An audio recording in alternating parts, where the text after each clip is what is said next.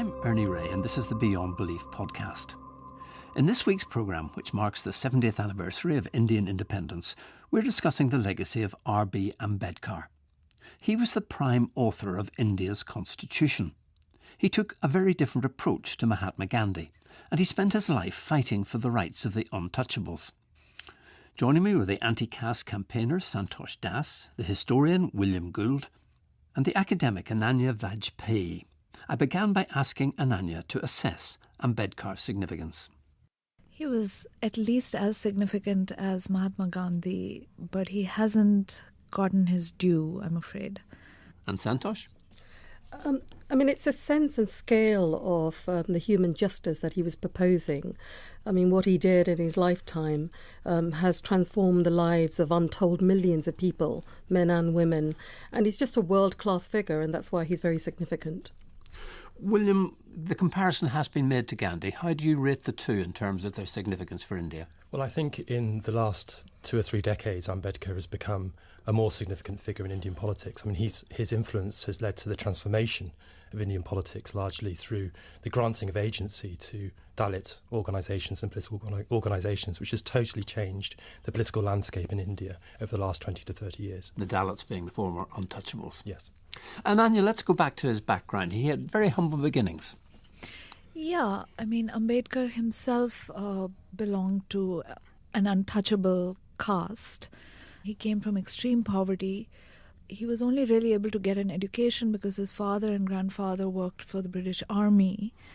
And he was very brilliant, and so he always found teachers and sponsors and patrons who took an interest in him as a student and helped him out with scholarships and opportunities. But the struggle to get an education for someone of his background was extremely difficult.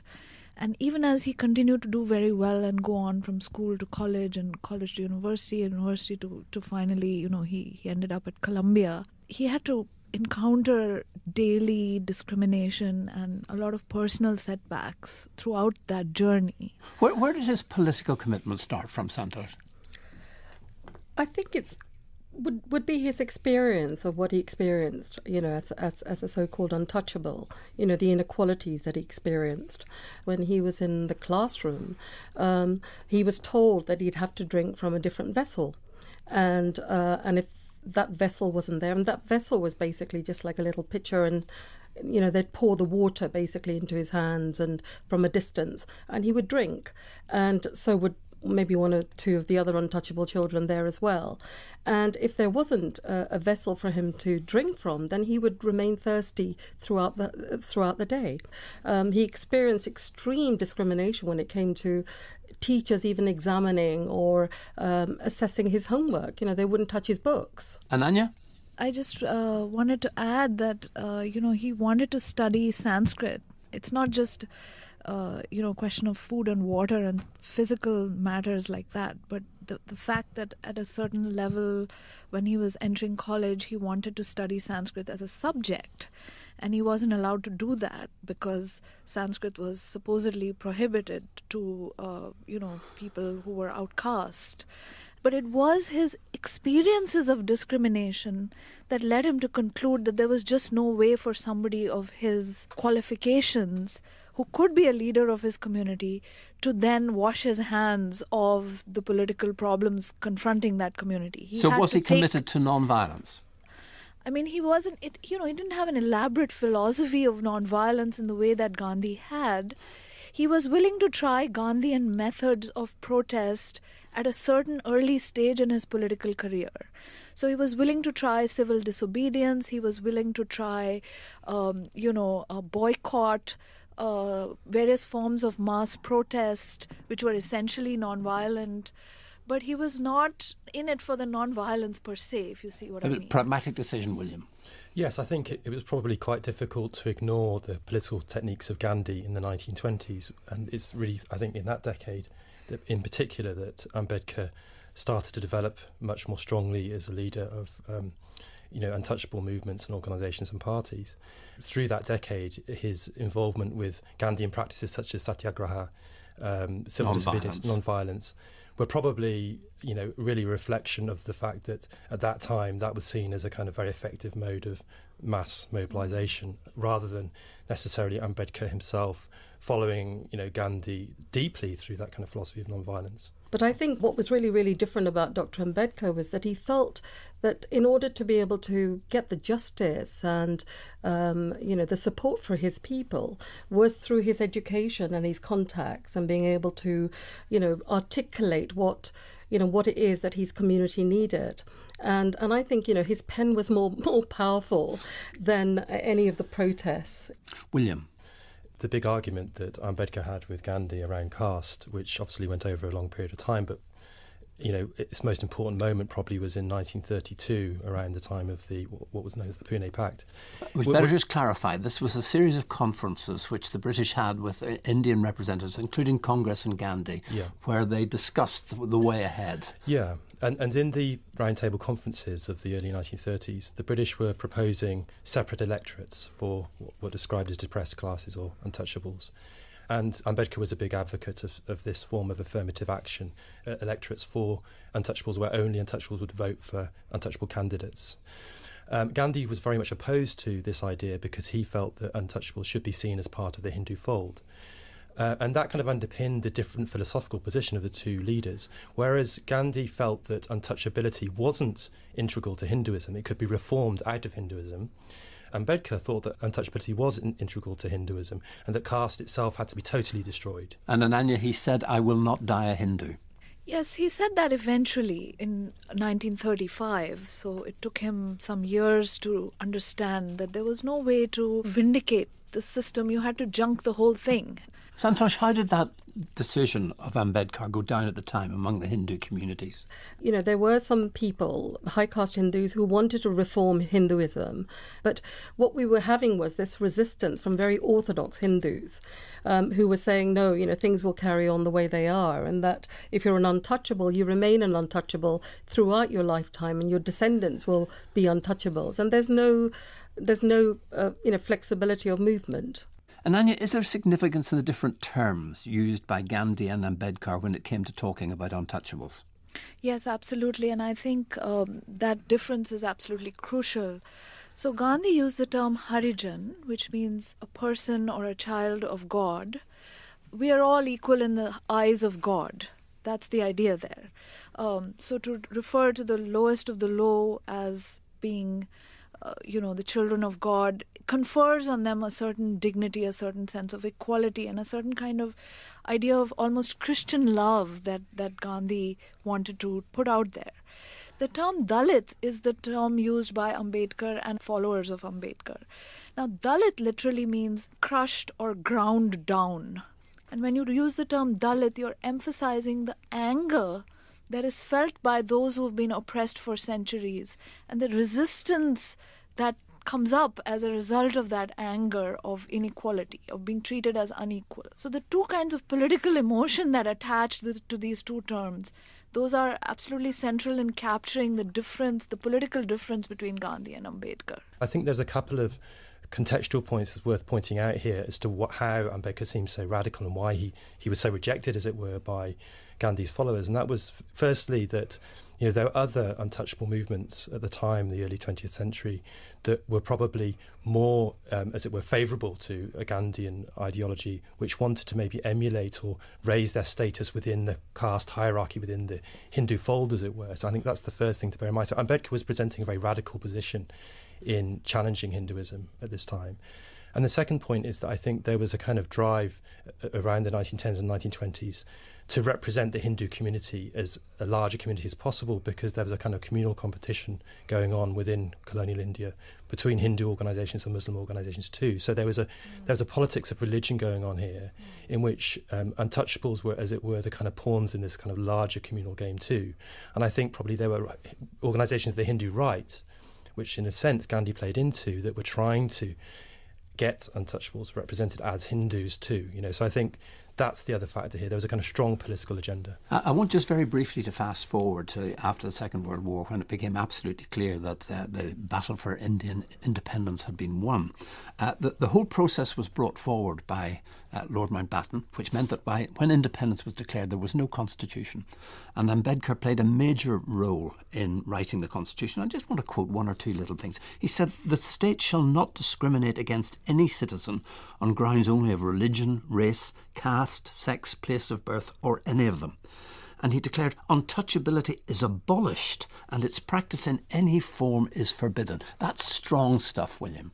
Yes, I think the Constitution of India is a unique document in being strongly a social document. It's quite socially revolutionary in some respects. It's got one of the earliest forms of affirmative action that we can see anywhere in the world. And Ambedkar's role in that, I think, is particularly important in the sense that he was able to put into the Constitution elements that obliged the state to take action in terms of statutory guarantees of the civic rights of what were known as scheduled castes and scheduled tribes at that time. So it established for the post-colonial Indian state a system of what was known as reservations, in which eventually we see an entire, as it were, political change in India based around, as it were, the promotion of the rights of those communities. Well, let me remind you that you're listening to Beyond Belief, and today we're looking at the life and legacy of B.R. Ambedkar, the Indian political reformer who drafted the Indian Constitution and spent his life campaigning for the untouchables. What is his legacy? How far does modern-day India live up to the principles he espoused? And with me are Santosh Das, William Gould and Ananya Vajpayee. Peter Oswald was writer in residence at Shakespeare's Globe Theatre in London. He's written a play about Ambedkar, which has just completed a short run at the RADA Festival. I asked him what drew him to the Ambedkar story. It's an incredibly powerful story. You don't get lower in the kind of social heap than the untouchables, and you don't hear many stories of suffering over centuries, maybe thousands of years worse than theirs. And yet, out of the midst of them emerges this great champion, this amazingly learned, incredibly principled man who struggles with his whole life to get them some political rights. So what is the key climactic moment of the play? I guess the key emotional moment of the play towards the end is when Ambedkar converts to Buddhism, having encountered the Buddha along his journey and throughout his struggles. And he leads 500,000 followers in one go into Buddhism. So it's a tremendous moment in history, really. And how do you portray that in the play?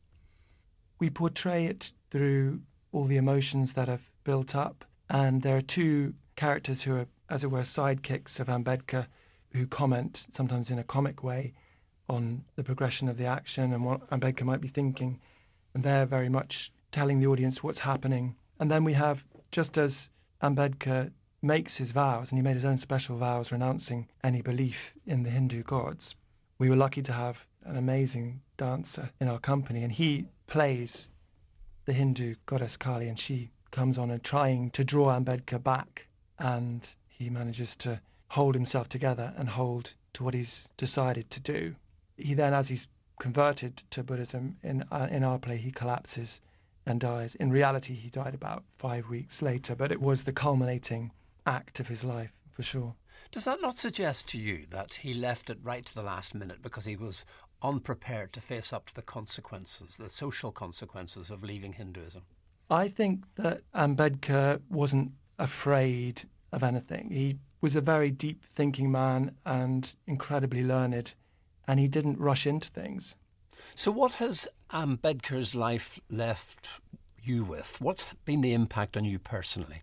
Well, I'm very impressed to find a completely practical, rigorous thinking politician and economist who also has a profound belief in the crucialness of spirituality to a society. And Ambedkar alerted me to the possibly very profound link between politics and spirituality, which has been lost in our country and is corrupted and perverted in many other countries. And the common sense thing might be to say there can't be any relationship really between politics and religion, but I think Ambedkar shows a way that a kind of individual spirituality where the individual is being transformed in the direction of being able to be a more social being, I think that's incredibly inspiring. And so, yeah, I guess in my thinking I'm led to think, how could that work in our society? That was Peter Oswald. And Santosh, I know you've seen the play. Did you like it? I thought it was excellent. Peter had been working on it for about 10 years, I hear. And it's a very sensitively written play, a very powerful play. And for me, as someone who's promoting the legacy of Dr. Ambedkar here in the UK, the play is getting the message of Dr. Ambedkar's struggle, with his untouchability, but also the freedom struggle and, the social activism, and then the work he did on the Constitution. All of that is actually covered in the play, alongside, of course, converting to Buddhism. So I really welcome it. I want to discuss that conversion to Buddhism, William. Why do you think he chose Buddhism? He had a whole host of religions he could have turned to. And in fact, he at one time asked the question, should it be Buddha or Marx? Yes. I think the decision to convert to Buddhism was something that happened gradually over a period of time, starting with the kind of early contacts with Buddhist leaders in the 1910s and some pivotal ones in the mid-1930s.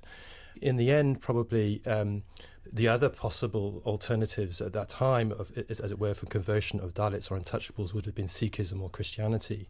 There's much more to it than this, but in both of those traditions, it was felt that Dalits would in some cases, maintain certain kinds of social inequalities and disabilities, whereas Buddhism presented a form of social equality, as he saw it, that was really an opportunity to reject everything that he saw that was wrong with Hinduism.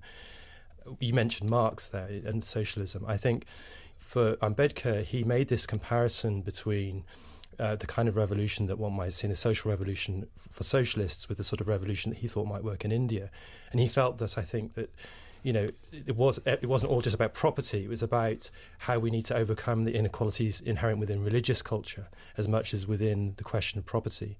And so I think he saw Buddhism as an ideal tradition in which that might be achieved. And Anya, as I put it to Peter, he did leave it very late, some weeks before his death, before he actually plucked up the courage to... No, it wasn't like that, really.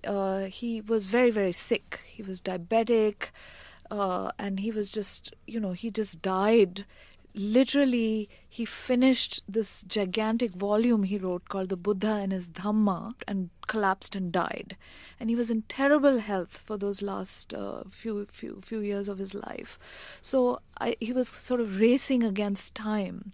In fact, Sangha Rakshita writes that, Time's winged chariot was standing by his sick bed and he was writing this Buddhist Bible, as he called it. But I suppose the big question that I'm struggling with is for him, was conversion to Buddhism an absolute commitment to a specific form of spirituality, or was it a religious tool which he felt he could use in his struggle to get equality for untouchables? I think there were three things at work. There was an elimination of other options. There was also a desire to cleave to one of the great religious traditions of the world, which would give a kind of autonomous existence and prestige to the new converts, right? They were attaching themselves to a very old and hoary tradition. And the third thing, the really important thing, was the centrality of suffering to the Buddhist doctrine. Because for him, suffering was a function of social inequality. So embracing a system that put suffering at the center of a quest for a better society and for human liberation, human emancipation, that was the ideal choice. So William, pragmatism or spiritual conviction?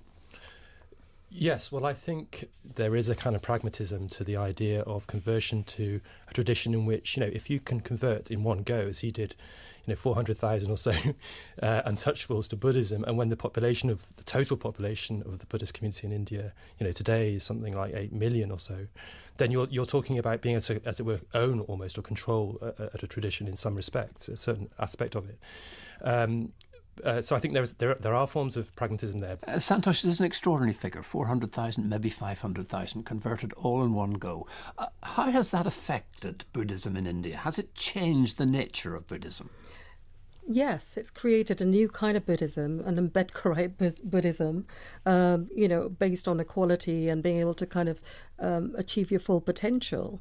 And I think there was a report recently published about how Buddhists in India are doing comparatively well, compared to the rest of the population in education, in the male-female ratio, economically. So I think they're still a tiny minority. They're a tiny minority, but they're still doing very well, and I think that's a good sign, and that's why.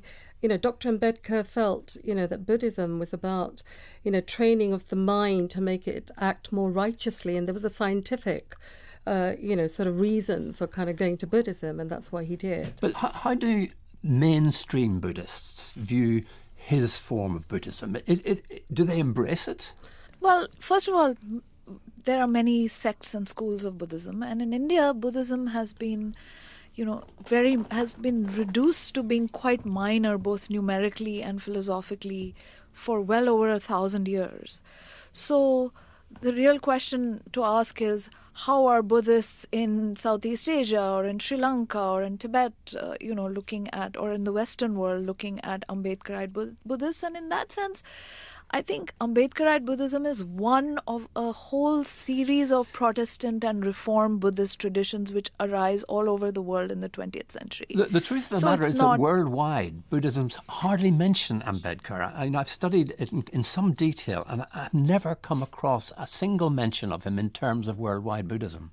And even in India, the count really kind of plateaued out at about 4 or 5 million in a couple of years after his death. And it never became the kind of raging social movement you would have expected. Perhaps it might have if he had stayed alive to provide the leadership. But it didn't do that. And I think, he took issue with some of the fundamental tenets of canonical Buddhism.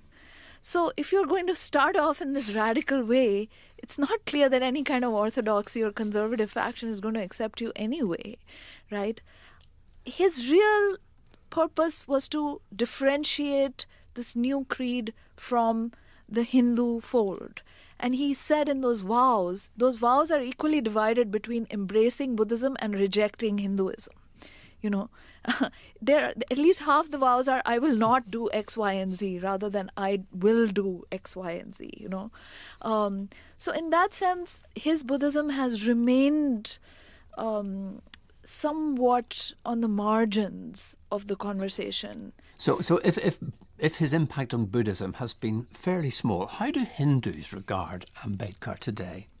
Has his legacy been recognised? I think it's today quite impossible to not, as it were, celebrate Ambedkar at some level, at least to recognise the importance and his influence and his legacy.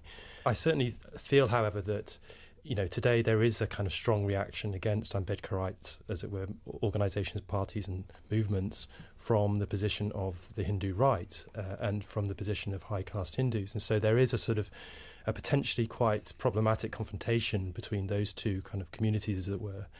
And I think that the politics of caste reservations that underpins Ambedkarite politics, the kind of parties that follow, have benefited from that system. Caste reservations being basically positive discrimination. Yeah. Certain jobs are left open only for those who come from lower castes. Yes, and it's rejection of that politics that has been at the root of the rise of the Hindu right, for example. Santosh. What you see are a lot of leaders, the Prime Minister of India and others, who celebrate Dr. Ambedkar's birthday and appropriate him when it comes to, gathering the votes and so on. But what you get is also him being assigned essentially as the leader of the untouchables, and people don't recognise that actually, he was responsible for the constitution. He helped women in India. He had such an influence on so many different walks of life, not only social but economic, that helped all of India. And I think a lot of the time that's not recognised, and that's kind of quite sad. And, we were talking earlier about, the film Gandhi, for example, the late Richard Attenborough's film. And the film Gandhi doesn't even have a walk-on part as far as Ambedkar is concerned. Some people have said that Narendra Modi has actually appropriated the legacy of Ambedkar. How so, William?